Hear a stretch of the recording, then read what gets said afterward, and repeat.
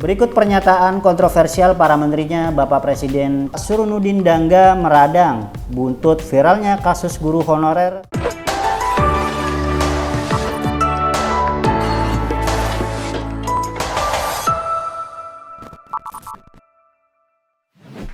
Hai Sobat Negeriku, akhirnya kembali lagi di reactionjpn.com. Ada cerita di balik berita. Masih bersama gue Anam. Gue akan membawakan 5 berita terpopuler sepekan terakhir, yang dimana dari sejumlah topik menarik, mulai dari hukum, politik, hingga berita viral. Yuk kita bahas satu-satu. Mengawali reactionjpn.com pada pekan ini, gue akan membawakan berita terkait masalah hukum, yang mana berita itu viral belakangan ini terkait berita Ibda Rudy Soik. Judulnya, Ibda Rudy Soik yang dipecat Polda NTT ditemani keponakan Prabowo di Komisi 3 DPR. Mantan Kaur Bin Ops atau disingkat KBO, Reskrim Polresta Kupang Kota Ibda Rudy Soik yang dipecat dari Polri menghadiri langsung rapat dengar pendapat atau RDP bersama Komisi 3 DPR. Rapat tersebut membahas polemik pemecatan Ibda Rudy Soik yang diduga melakukan pelanggaran etik setelah mengungkap kasus mafia BBM di wilayah Kupang. RDP tersebut juga dihadiri oleh Kapolda NTT, yakni Bapak Daniel atau Irjen Daniel Tahimonang Silitonga beserta jajarannya. Selain itu, nampak pula Wakil Ketua Komisi 7 DPR yang juga Ketua Umum Jaringan Nasional Anti Tindak Pidana Perdagangan Orang atau TPPU, Rahayu Saraswati Joyo Hadi Kusumo. Kami hadir juga bersama dengan yang bersangkutan langsung. Selain dari Romo Pascal, ada Ibda Rudy Soik yang duduk sebelah kanan bersama dengan istri beliau dan juga tim advokasi, ujar Rahayu. Keponakan Presiden Prabowo Subianto itu menyebut rapat itu juga dihadiri oleh sejumlah tokoh yang ikut menyaksikan RDP. Ada tokoh-tokoh juga yang sudah mengenal saudara Rudy sudah bertahun-tahun juga dan bersama-sama melawan sindikat-sindikat yang ada di NTT dan dunia ini, tuturnya.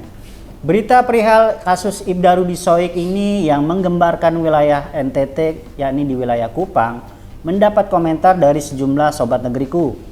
Salah satu komentar itu datang dari akun bernama Kosmas56. Selamatkan Ibda Rudy Soik, jangan sampai diapa-apain sesama seragam coklat gara-gara viral kasusnya. Isinya kantor itu oknum semua. Ibda Rudy udah benar keluar dari kumpulan oknum. Komentar lain datang dari akun bernama Hulu Balang Raja. Keluarkan Ibda Rudy Soik dari kepolisian. Tempatkan dia dengan posisi terbaik di Pertamina atau Kementerian ESDM, biar sikat-sikatin tikus-tikus nakal yang menyusahkan masyarakat untuk BBM. Semoga dengan adanya kasus ini dapat mengurangi mafia-mafia yang ada di Indonesia dan juga dapat menjadi sebuah babak baru hukum di negeri kita ya. Di urutan keempat, ada berita terkait pelantikan presiden terpilih kita, yakni Bapak Prabowo Subianto dan Mas Gibran. Berita itu berjudul, Kritik Pelantikan Prabowo Gibran lewat karangan bunga, BEM FISIP UNAIR dibekukan. Dekanat membekukan Badan Eksekutif Mahasiswa Fakultas Ilmu Sosial dan Ilmu Politik Universitas Airlangga atau BEM FISIP UNAIR setelah mengkritik pelantikan presiden dan wakil presiden terpilih Prabowo Subianto Gibran Rakabuming Raka. Kritikan yang disampaikan lewat karangan bunga dengan background warna hitam kombinasi merah itu terdapat gambar Prabowo dan Gibran yang disertai dengan ucapan selamat. Selain itu, berisi juga tulisan satir kritikan kepada Prabowo Gibran. Selamat atas pelantikan Jenderal Bengis pelanggar HAM dan Profesor IPK 2,3 sebagai Presiden dan Wakil Presiden Republik Indonesia yang lahir dari rahim haram konstruksi dari Mulyono dalam kurung bajingan penghancur demokrasi. Presiden BEM FISIP UNAIR Tufahati Ulayah Bahtiar mengatakan Karangan bunga itu diletakkan di Taman Barat FISIP UNER pada Selasa. Tujuannya adalah ungkapan ekspresi kekecewaan atas rentetan peristiwa yang terjadi pada pemilu 2024. Berita terkait pembekuan BEM FISIP UNER ini mendapat komentar yang lumayan serius dari para sobat negeriku. Komentar-komentar itu diantaranya datang dari akun bernama Gindra Efrata. Ya, nanti kita lihat 5 tahun ke depan gimana. Kalau kritik pemerintah bakal kena getahnya apa enggak? Mahasiswa harus tetap kritis ya guys. Komentar lain juga datang dari akun bernama Ujo Ujang. Takut nanti demokrasi bisa jalan nggak ya 5 tahun ke depan. Semoga hal ini bukan menjadi sesuatu kekhawatiran bagi kita dan para mahasiswa untuk menyuarakan ekspresi dan juga aspirasinya ya. Kita doakan demokrasi ini tetap berjalan dengan baik dan benar. Memasuki reactionjapan.com di urutan ketiga ada berita terkait masih politik juga, yakni berita itu berjudul sejumlah menterinya Prabowo ini disorot warganet, ada yang bikin blunder. Sejumlah menteri kabinet merah putih yang dipimpin oleh Presiden Prabowo Subianto disorot oleh warganet karena pernyataan yang kontroversial.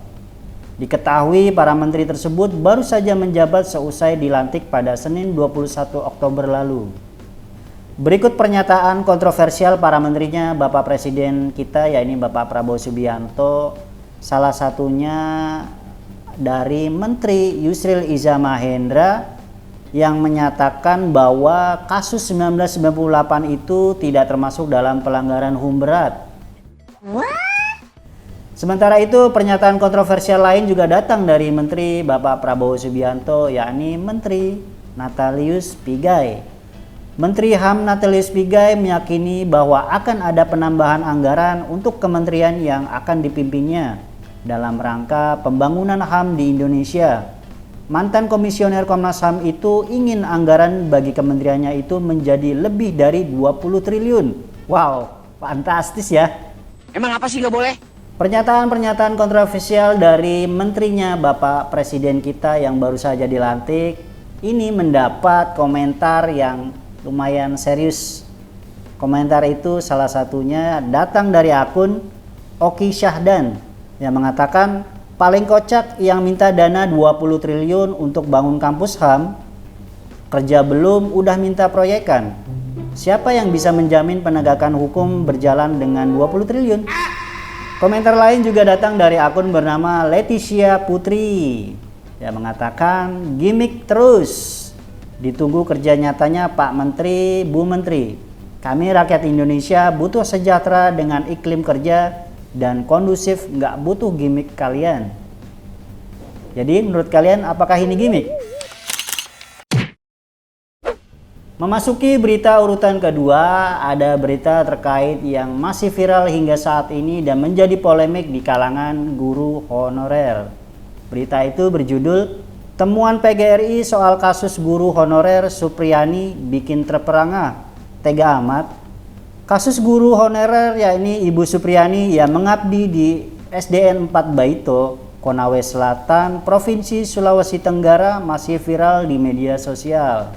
Publik makin penasaran bagaimana kronologi sebenarnya sehingga guru honorer Supriyani dipolisikan oleh salah satu orang tua siswa yang disebut-sebut sebagai anggota polisi. Ketua Persatuan Guru Republik Indonesia atau PGRI Wilayah Sultra, Bapak Abdul Halim Momo menyampaikan, Guru Supriyani sempat ditahan polisi karena menegur siswa yang orang tuanya merupakan seorang anggota kepolisian. Guru Supriyani ini guru honorer yang sudah mengabdi bertahun-tahun dan saat ini tengah mengikuti proses seleksi P3K 2024, ujar Momo. Berita terkait kasus hukum yang menimpa guru honorer Ibu Supriyani ini mendapat perhatian serius dari para sobat negeriku. Salah satunya datang dari akun bernama Tanpa Tanda Jasa.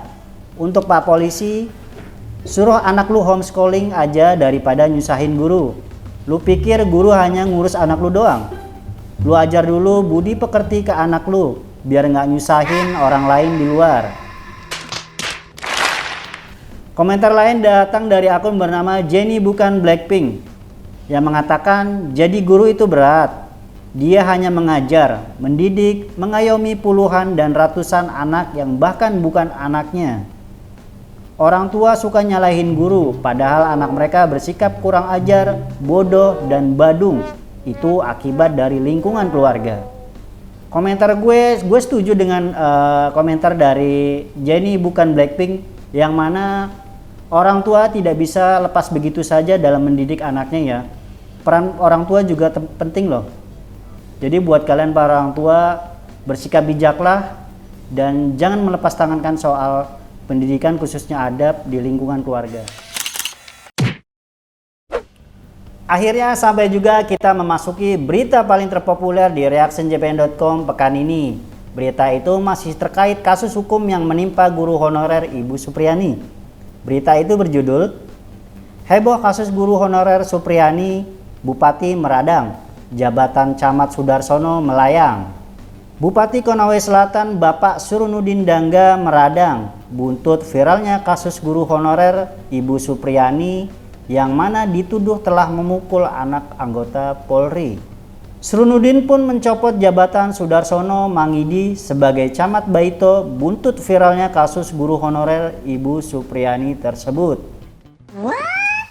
Saat ditemui di Konawe Selatan, Surunudin Dangga mengatakan bahwa jabatan Camat Baito sementara dijabat Kepala Satuan Polisi Pamong Praja, yakni Ivan Ardiansyah.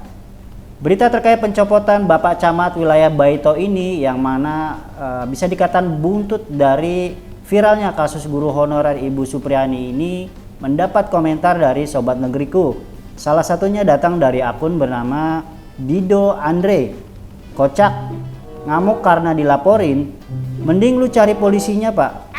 Komentar kedua datang dari akun bernama Endro Sindoa yang mengatakan, lah Bupati ngamuk dan mencat camat karena nggak lapor, ketakutan karena wilayahnya viral, bukan marah karena nasib buruh yang malang. Cek, tipikal kepala daerah yang bakal cari jalan pintas untuk menutupi kasus-kasus di wilayahnya, bukan diselesaikan. Komentar gue, semoga kasus Ibu Supriani ini yang merupakan guru honorer dapat terbuka secara gamblang siapa yang salah dan siapa yang benar. Mari kita kawal kasus ini dapat berjalan dengan baik dan dapat menegakkan keadilan bagi para guru honorer khususnya Ibu Supriani. Kita doakan. Itu dia 5 berita terpopuler di reactionjpn.com pada pekan ini. Gue Anam berserta rekan redaksi mengucapkan terima kasih untuk kalian. Jangan lupa download aplikasi kita di Play Store maupun di App Store. Dan khusus untuk akun YouTube, jangan lupa juga like, comment, share, juga subscribe. Nyalakan loncengnya biar kalian gak ketinggalan. Sampai jumpa di reaction minggu depan. Bye!